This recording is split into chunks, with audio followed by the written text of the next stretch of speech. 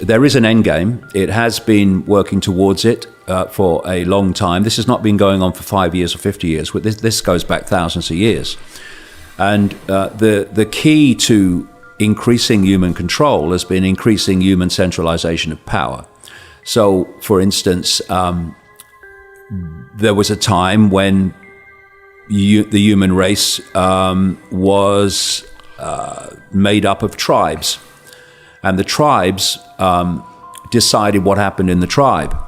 Then there came a big change when lots of tribes came together under what were called nations. And then a few people at the center of the nation were now dictating to all the former tribes that made up that nation. Through the European Union, we've gone to the next level, which is to bring the nations together under centralized control. And the idea eventually is to have a world government, world army, world central bank, world currency, cashless, which we're heading to so fast. And underpinning that structure of centralized global control is complete control of human perception. And it's happening in front of our eyes. Why does Stalin want to control Russia with a rod of iron? Because they're freaking mad.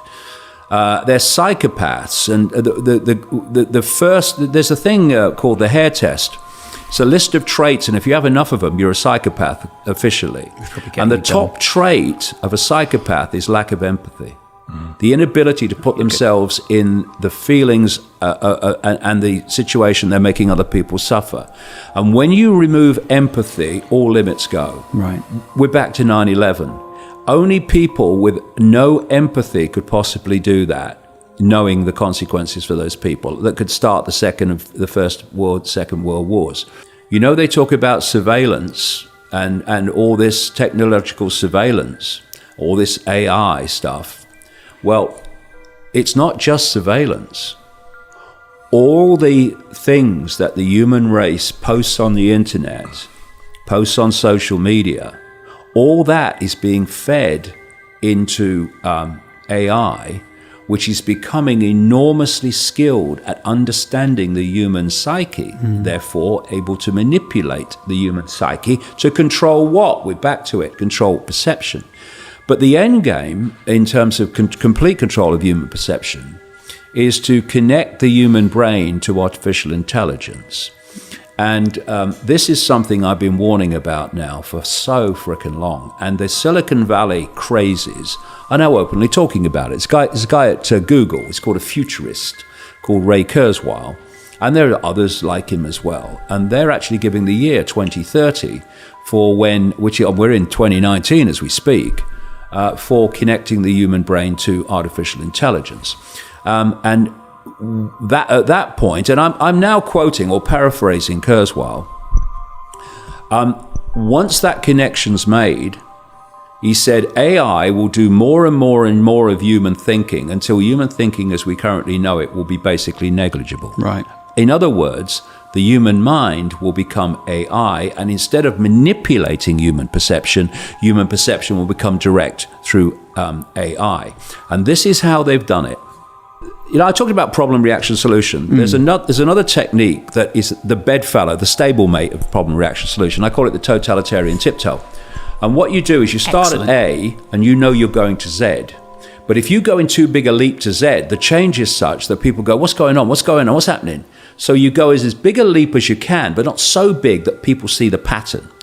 So the totalitarian tiptoe to control by AI went like this. Stage 1, get them addicted to technology that they hold. Your goal is to get in the body. So first of all, stage 1, you get them addicted to technology they hold. So we had this explosion of the smartphone era. You go to stage 2, they're holdables. Next stage, wearables. You're going in the body, so next stage you get on the body. This is your Apple Watch, your Bluetooth, and all these things. And what they're doing is conditioning normality. They're making these things normal. And I'll tell you something about these office assistants in a minute about that too. And then these AI bloody Barbie dolls they're giving out for kids and stuff like that.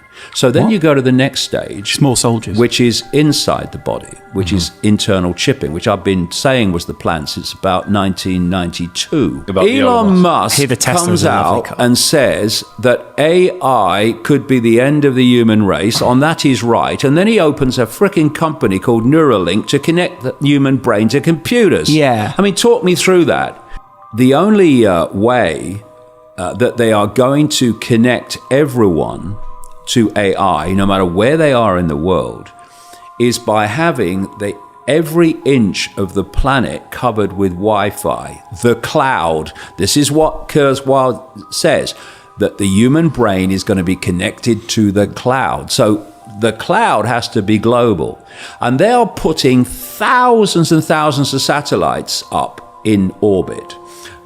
Musk, one of the major ones through his company SpaceX, to beam Wi-Fi at the planet so no one can escape from it. And are you of the belief that this 5G thing is something to worry about? Massively. 5G is ramping up this whole, what they call smart grid. Do you notice how everything today is called smart? Mm-hmm. Everything called smart is part of a smart grid, and part of that smart grid is connecting AI to the human brain. So everything is connected by is controlled by AI, and whoever controls AI controls everything. And from one central point, when this grid is up and running and it's being put into place more and more every day all over the world, whoever controls that central point controls not only everything technologically, controls the human mind. And see how fast things move. I remember some books ago, not that long ago really, I was warning about the plan for something called the Internet of Things, where everything is connected to the internet. Now, already billions of things are connected to the internet. Everything's connected to AI and the internet. The internet, by the way, was made possible thanks to an organization called DARPA, which is the technological development arm of the Pentagon.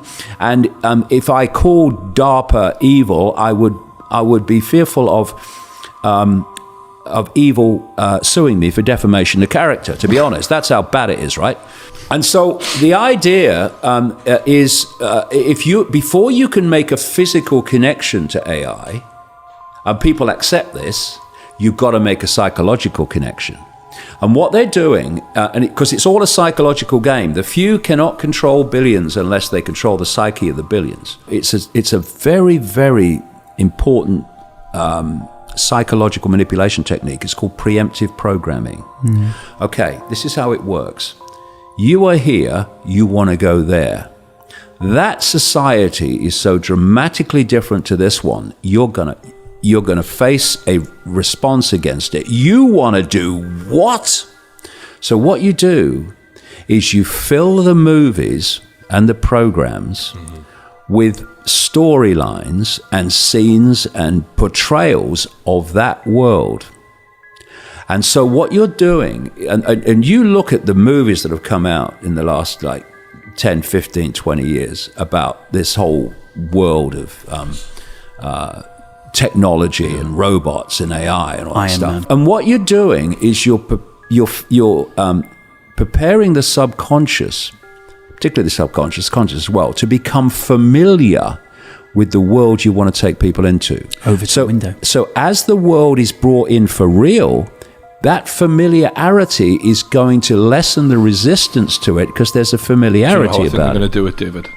What it's doing, it's creating, especially with the kids and these AI-connected Barbie dolls and stuff, it's making them familiar with AI to the point where they perceive it as human.